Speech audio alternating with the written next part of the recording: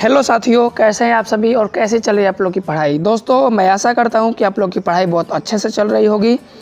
दोस्तों आज हम लोग हिंदी देखने वाले हैं। देखिए आपको मैं बता दूं कि जो बातचीत है उसके जो लेखक है वो बालकृष्ण भट्ट जी हैं और उसने कहा था, इसके जो लेखक है वो चंद्रधर शर्मा गुलेरी जी हैं और जो संपूर्ण क्रांति है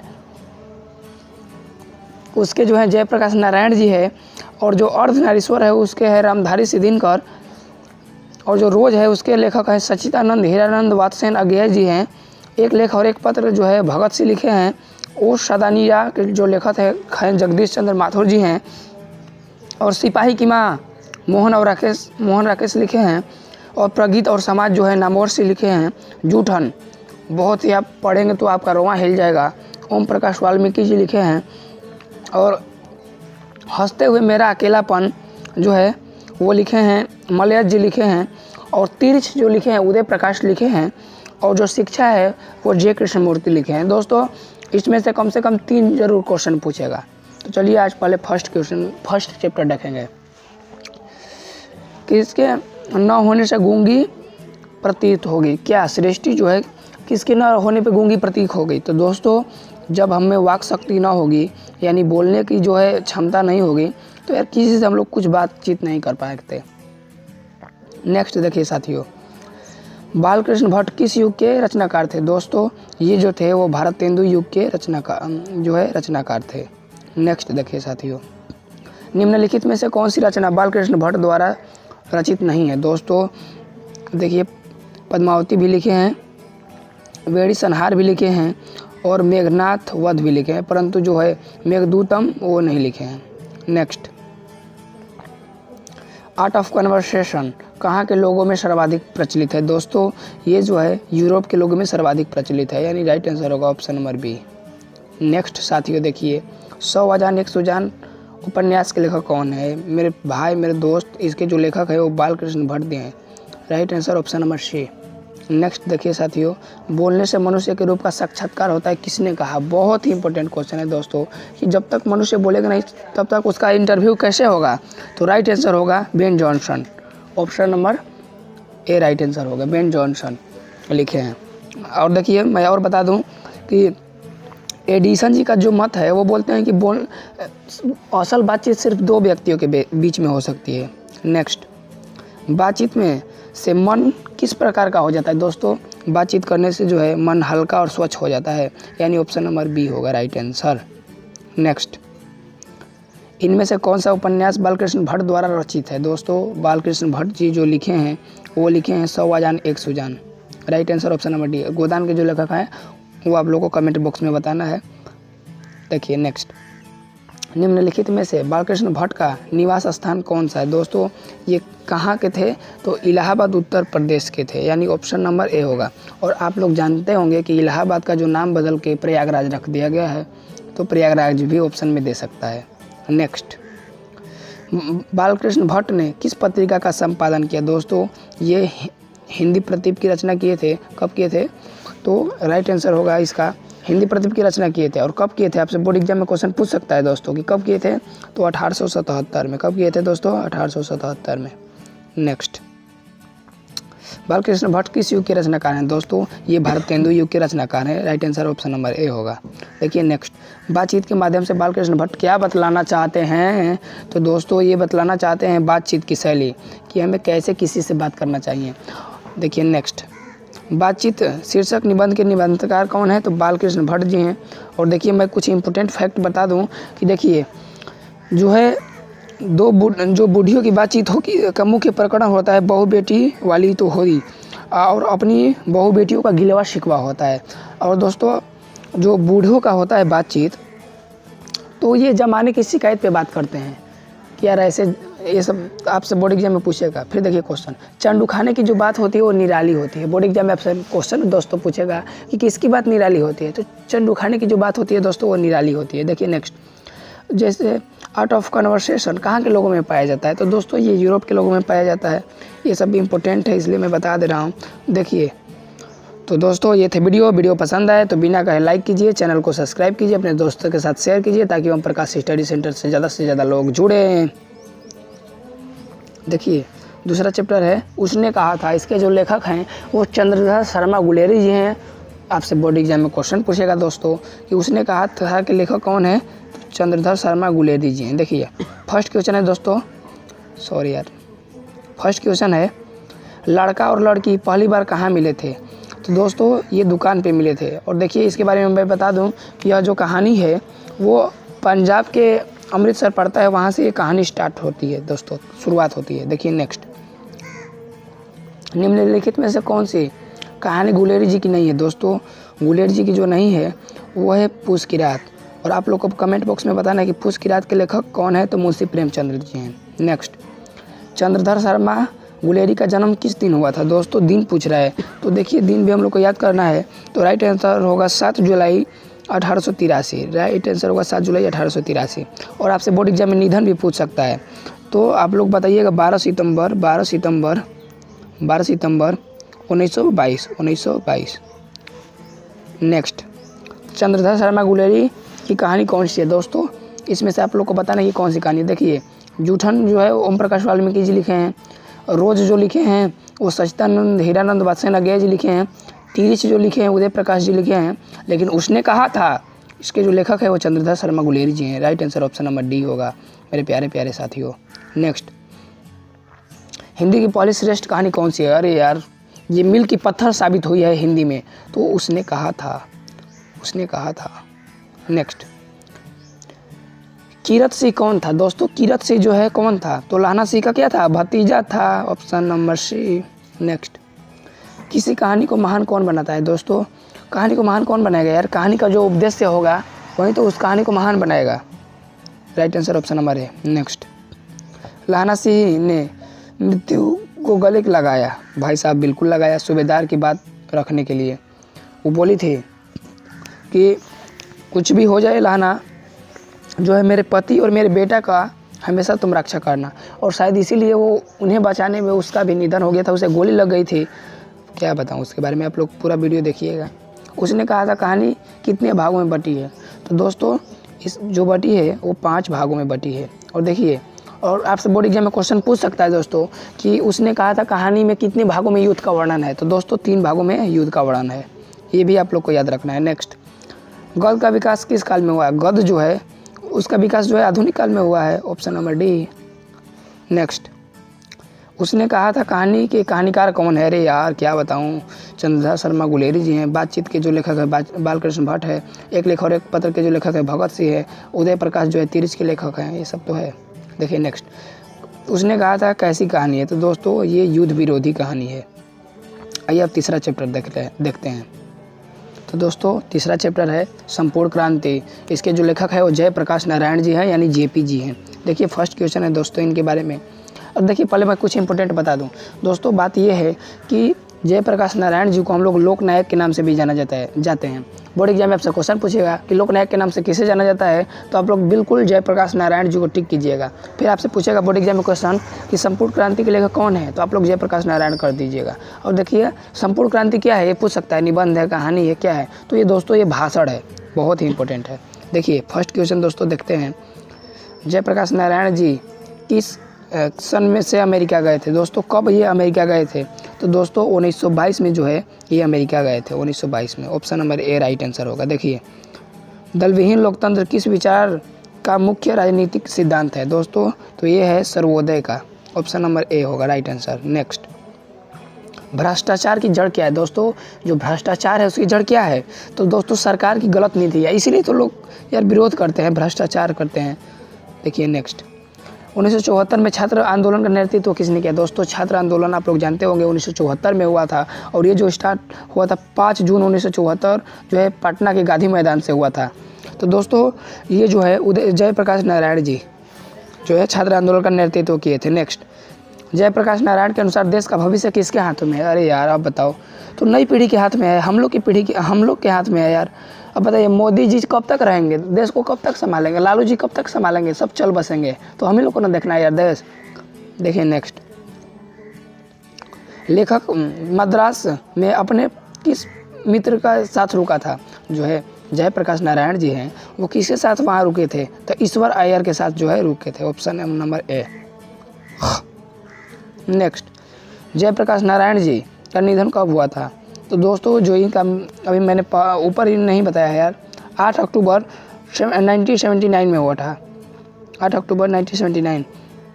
और दोस्तों मैं जो है अभी जो है लवंग खाया हूँ ताकि जो है आवाज़ फ्रेश है, फटा आवाज़ आता है मेरा, तो इसलिए यार आप लोग मत सोचिएगा मैं नशा नहीं करता हूँ, आप लोग को भी नहीं करना है।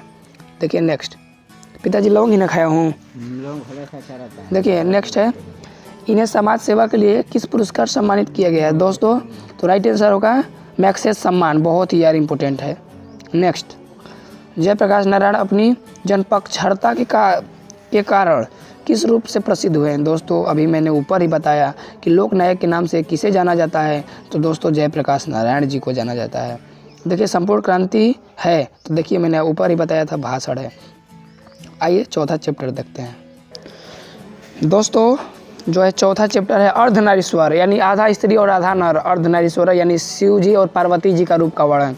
तो देखिए दोस्तों मैंने शुरू में ही बताया था कि अर्धनारीश्वर जो है इसके जो लेखक है वो रामधारी सिद्धिनकर। हो गई है पीर पर्वत सी अब तो पिघलनी चाहिए, इस हिमालय से कोई गंगा निकलनी चाहिए। देखिए दोस्तों आपसे क्वेश्चन पूछेगा कि अर्धनारीश्वर क्या है, तो दोस्तों ये जो है वो निबंध है, आप लोग को क्लिक करना है निबंध। देखिए फर्स्ट क्वेश्चन है दोस्तों, कामिनी अपने साथ क्या लाती है? बहुत ही इंपॉर्टेंट क्वेश्चन है यार। कामिनी यानी जो है स्त्री जो है अपने साथ क्या लाती है? तो दोस्तों ये लाती है यामिनी की शांति, यामिनी की शांति। नेक्स्ट, अर्धनारीश्वर शंकर और पार्वती का किस प्रकार का रूप है? दोस्तों तो ये है कल्पित रूप है, कल्पित रूप, बहुत ही इंपॉर्टेंट क्वेश्चन है दोस्तों। नेक्स्ट, दिनकर जी को किस कृति के लिए भारतीय ज्ञानपीठ पुरस्कार जो है मिला था? तो दोस्तों उर्वशी के लिए मिला था। और आप लोग को कमेंट बॉक्स में बताना है कि जो उर्वशी है इसका प्रकाशन कब हुआ था? तो आप लोग को मैं बता दूं कि 1961 में इसका प्रकाशन हुआ था, 1961। नेक्स्ट, अर्धनारीश्वर में किस गुफा का समन्वय है? तो दोस्तों इसमें पुरुष और नारी दोनों का बारे में बताया गया है। देखिए नेक्स्ट, रामधारी सिद्धिनकर को किस कृति पर साहित्य अकादमी पुरस्कार मिला था?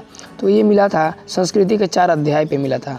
नेक्स्ट, प्रेमचंद्र के अनुसार नारी जब पुरुष के गुण सीखती है तो वो क्या बन जाती है? तो दोस्तों वो राक्षसी बन जाती है।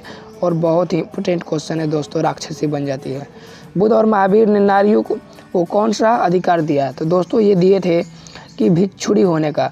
और गौतम बुद्ध जी भी बोले थे कि हे आनंद, मैंने जो धर्म चलाया था वो 10 सहस्त्र यानी कि 10,000 वर्ष चलने वाला था, लेकिन अब स्त्रियों का प्रवेश हो गया है तो यह धर्म 500 वर्ष ही चल पाएगा।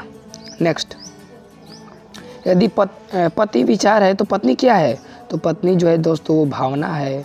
Right answer option number B.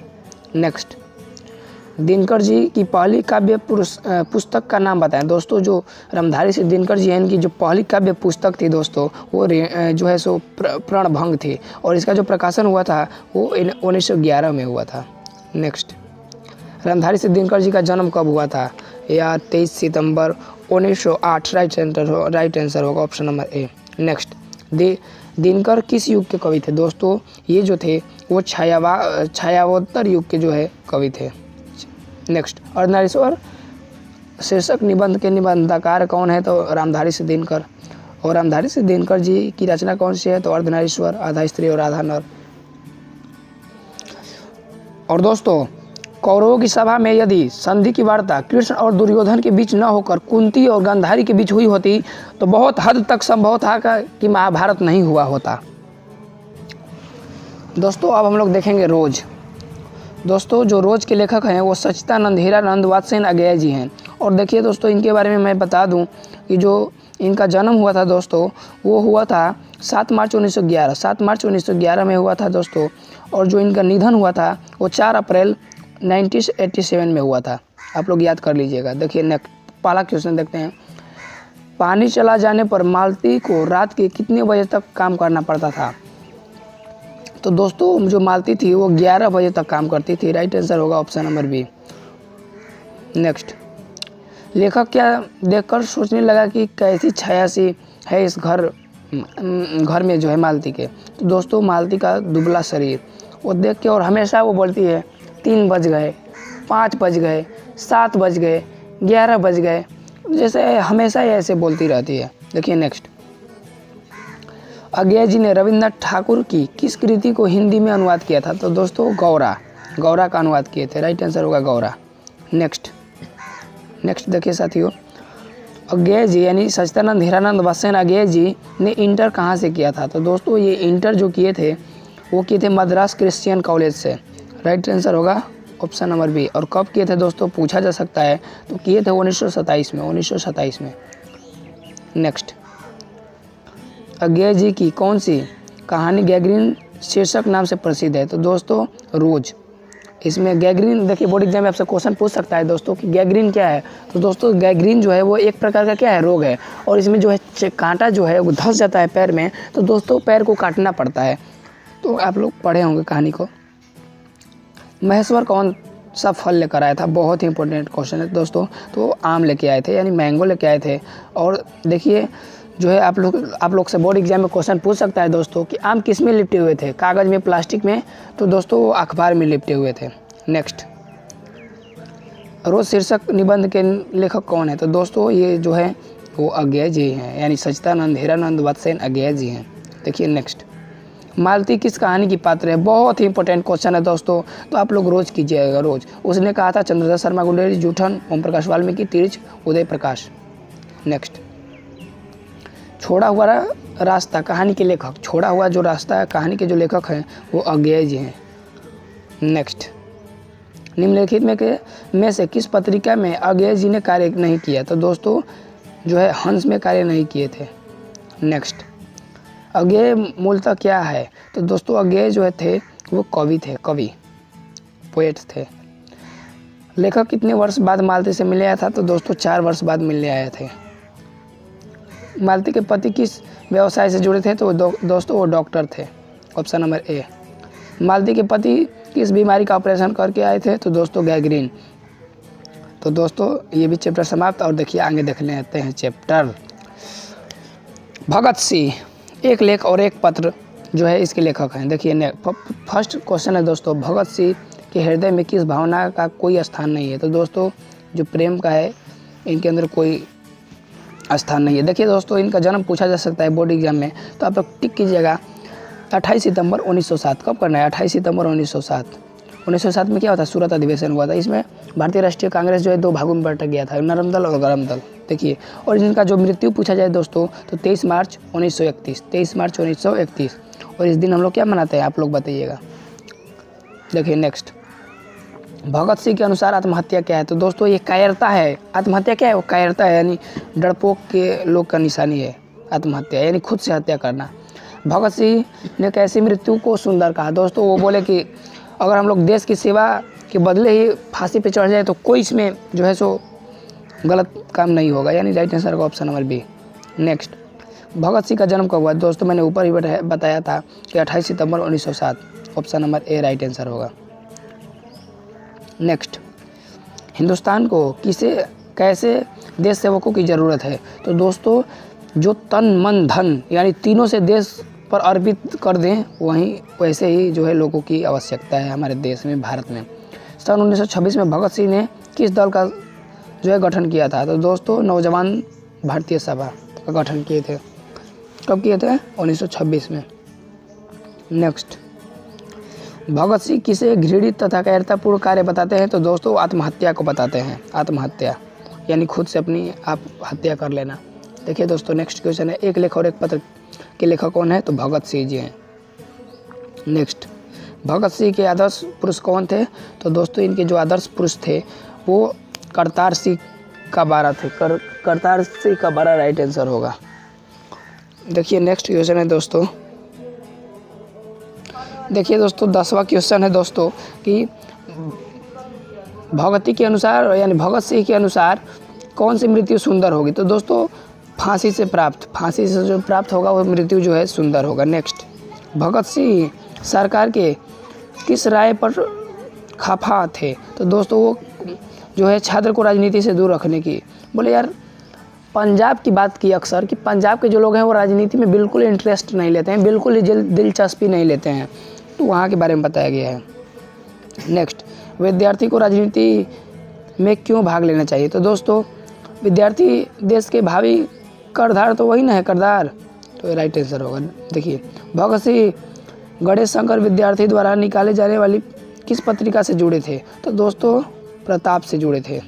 Next देखिए भगत सिंह के अनुसार किस प्रकार की शिक्षा की ज़रूरत नहीं है? तो दोस्तों जो सिर्फ क्लर्की के लिए हासिल की जाए, कि बस हमको पढ़ लिख के जॉब पकड़ना है, तो वैसे शिक्षा की बिल्कुल आवश्यकता नहीं है भारत में दोस्तों।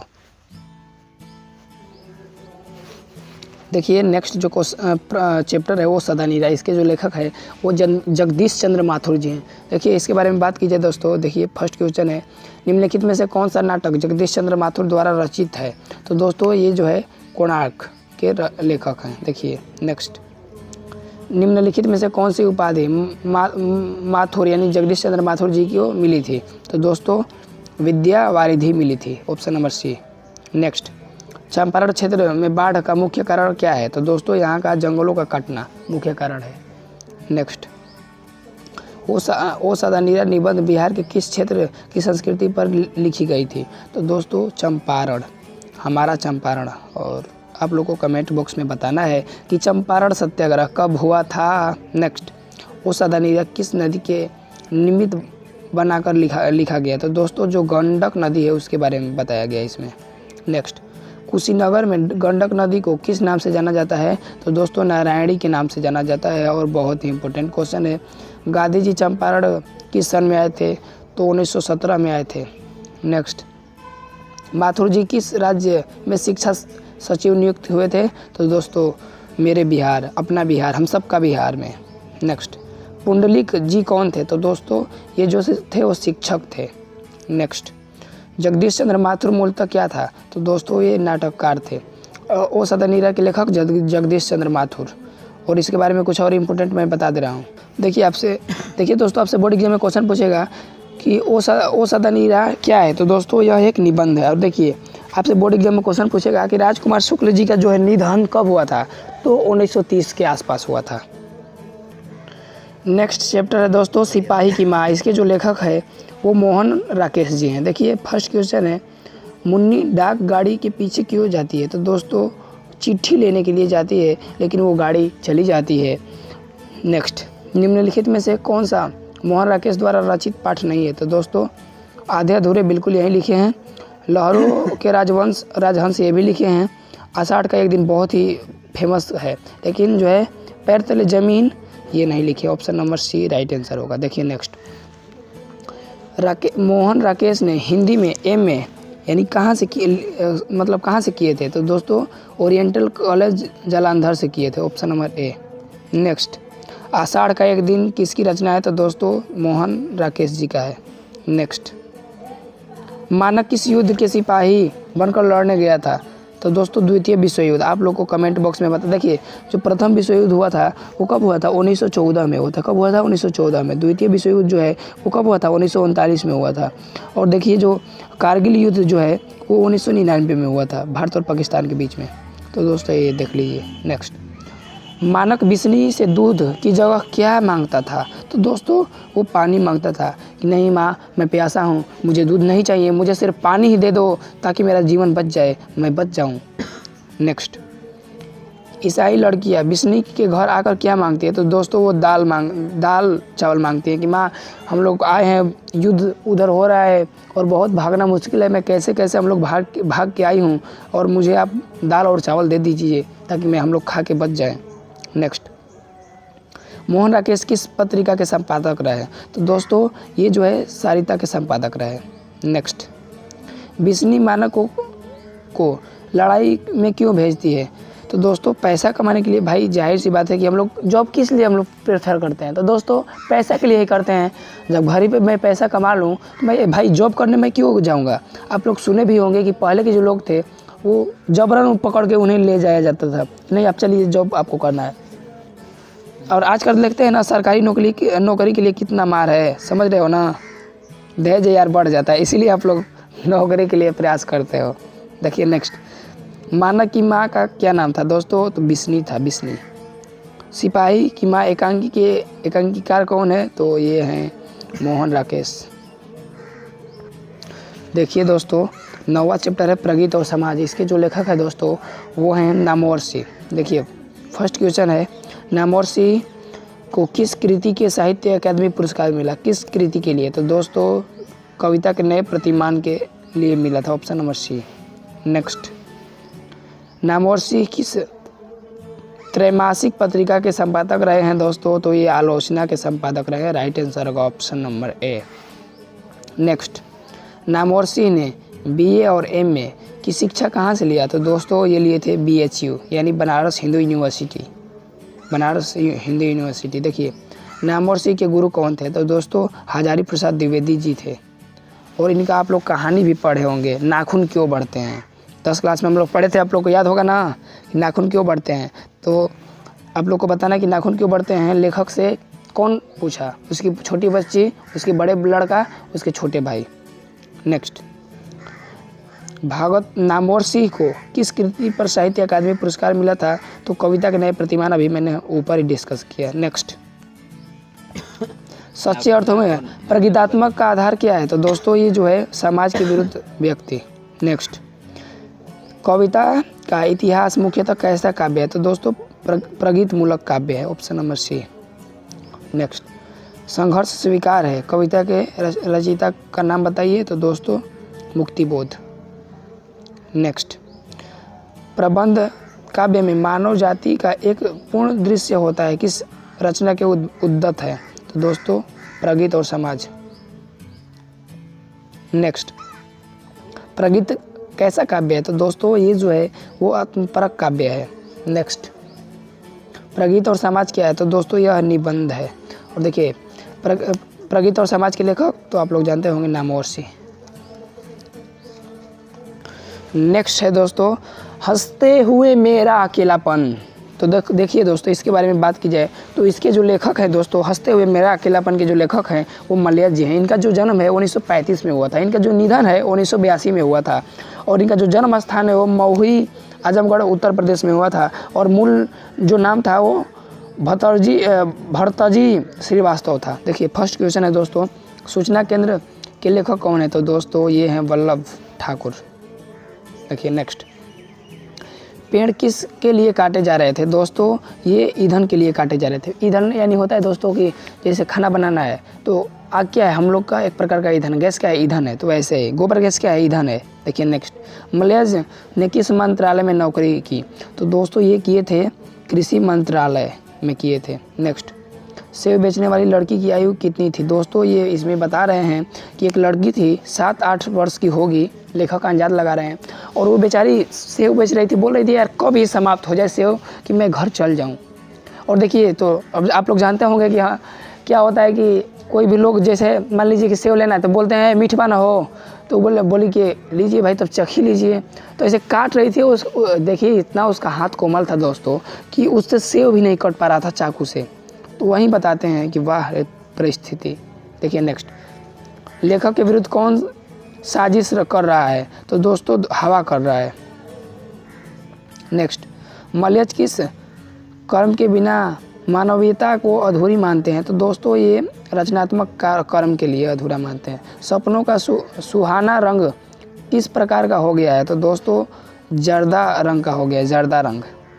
मलयज मन कूड़ा किसे कहते हैं? तो दोस्तों ये कहते हैं डायरी को।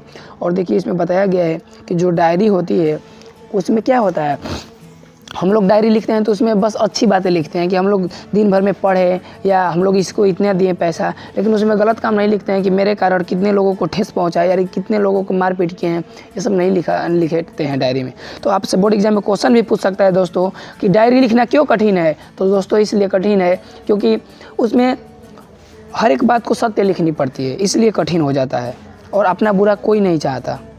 नेक्स्ट देखिए 9वां जो है क्वेश्चन है, निम्नलिखित में से कौन सी मलयज की आलोचना है? तो दोस्तों ये है कविता के साक्षात्कार, यानी पोएट के जो है पोएम के जो है इंटरव्यू। मलयज का मूल नाम क्या था? अभी मैंने ऊपर ही बताया, भरतजी श्रीवास्तव। ऑप्शन नंबर क्या होगा? ए होगा। नेक्स्ट, हंसते हुए मेरा अकेलापन की कृति है तो ये मलयज जी की है। और मलयज किस दौर के कवि हैं दोस्तों? तो ये जो हैं वो है नई कविता के अंतिम दौर, नई कविता के अंतिम दौर। नेक्स्ट चैप्टर देखिए दोस्तों, नेक्स्ट चैप्टर है तिरिच। तिरिच के जो लेखक हैं वो उदय प्रकाश जी हैं।